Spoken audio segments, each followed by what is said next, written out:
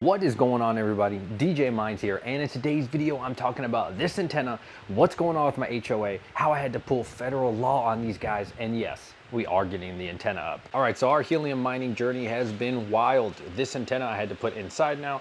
It was over there. Then I had it here on this side of the window. I put it on the other side of the window, and that's when they started complaining because they noticed, they saw this, and yeah, they didn't like it. As you can see, all this Gorilla Tape I had it on the outside of the window. Don't suggest you do that, but it did work momentarily. And then my HOA complained. Of course, they reported me. It was only up for like 2 days, and someone reported me. I don't know who, but you know, it is what it is. But here's the thing. I went in there and actually called them before even getting this on the window. And I was like, hey, I want to put this on the roof, blah, blah. And they're like, no structures on the roof. You can't do anything on the roof. And I'm like, okay. And then thanks to my most recent video, a lot of people in the comment section have been going through a similar problem. And they said, you need to look into OTARD. And I'm like, OTARD? What is that? That's the over-the-air reception device. And yes, I just did look at my computer for that. Over-the-air reception device, federal law. Your HOA cannot tell you that you cannot have an antenna within reason, right? You need to look on your state and everything. You need to look it up for yourself. Don't just trust a guy that you saw on the internet, right?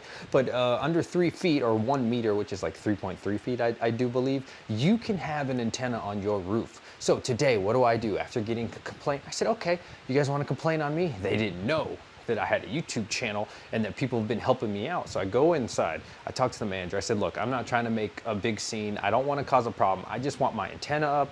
And they're like, well, you can't have an antenna on the roof. And I said, that's why I put it on the window, because you didn't say I couldn't put it on the window. They're like, yeah, but it looks like, you know, they didn't say crap, but basically it looks bad. And I'm like, okay, cool. And I showed them a regulation on my phone, OTARD. We're just going to call it OTARD for this video. And the supervisor's like, oh my God. She went back to her computer. She Googled it and she's like, wow, okay. So look, so she talks to Maine and she does all this, she does all that. Obviously federal law is federal law. You can't deny me that, no matter how much you want to.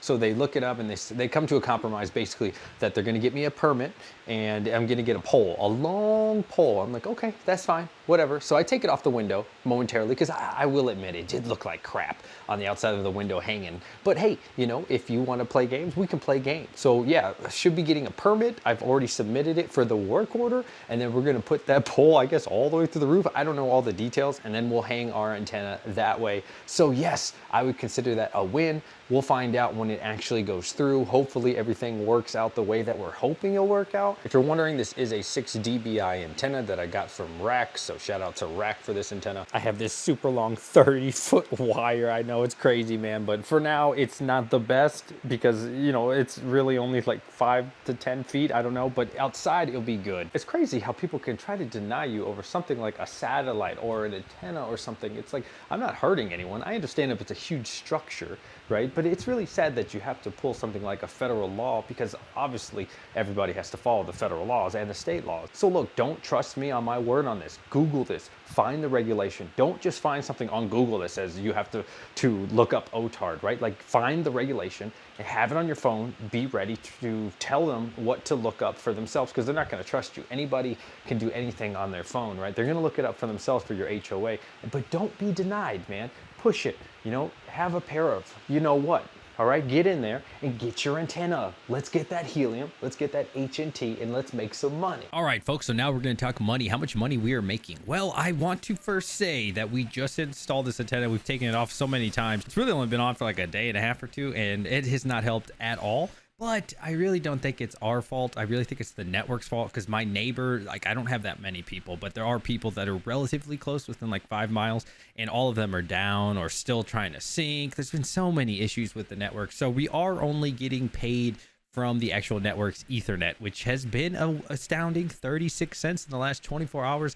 That's because of no witnesses. We've actually never had a witness before, and that's because we've been using the stock antenna and everybody's too far. So I am hoping, fingers crossed, you know, I just wanted to be transparent here, guys. I don't want you to think that everybody's making $30 because if you watch some YouTubers, you know, they'll show you, and I really appreciate that they show you, but they're making $20, $30 a day.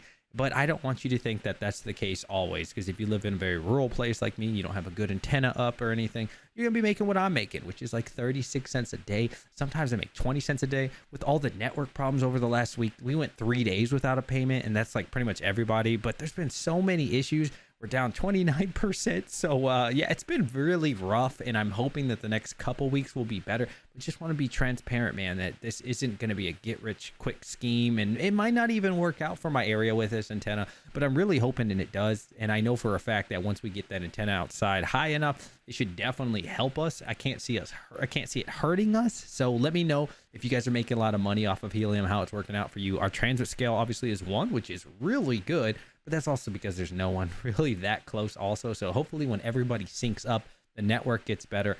Hopefully our profits can get up, and man, I would love to make at least like $1 a day. That's the goal. So we'll see what happens on that. We actually just broke 2,000 subscribers. Shout out to every single one of you, man. It's been a fun ride, man. We're averaging like 1,000 a month. That's pretty good for us.